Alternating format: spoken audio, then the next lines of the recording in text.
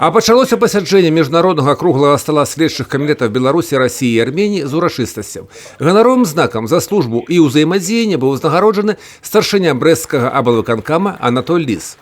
Ганаровай грамотой следчего комитета Республики Беларусь перший наместник старшини аблвыканкама Валерий Рабковец. Мне очень приятно, что сегодня такое серьезное мероприятие проводится в нашей области, в Бресте, в нашем городе Бресте, центр нашей области. Этот год такой знаменательный для нас. Мы отметили тысячелетие нашего города. Много мероприятий проводится. В том числе и мне приятно, что силовые структуры посещают, не забывают наш город. Супрацоўніцтва следчых камітэтаў Беларусі, Расіі і Арменіі носіць ужо трывалы характар. На постсавецкай прасторы толькі ў гэтых трох краінах на сёння створаны асобныя падраздзяленні следчых камітэтаў, якія прафесійна займаюцца важнай работай па раскрыцці і прадухіленні злачыннасці. Апошнія гады следчыя камітэты трох краін знаходзяцца ў пастаянным кантакце.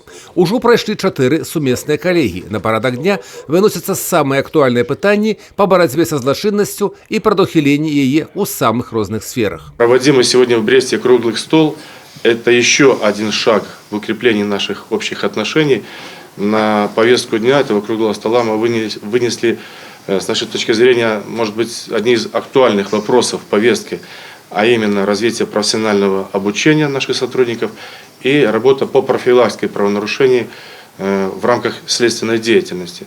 Это общие актуальные тренды последнего времени. У нас есть к чему поучиться друг у друга. За короткий исторический период сложились очень тесные, это правда, тесные практические связи по работе. Наше сотрудничество позволяет действительно обмениваться опытом передовых технологий. У белорусских друзей есть чему поучиться, потому что вы граничите с Западной Европой, прежде всего, и те виды преступности, которые проходят через Белорусскую республику, на грани действующего законодательства внутригосударственного и международного права, мы тоже используем это в своей практической работе. Качество взаимодействия между следственными комитетами Беларуси, России и Армении находится на образцовом уровне. Известно, что преступность приобретает сейчас уже транснациональный характер.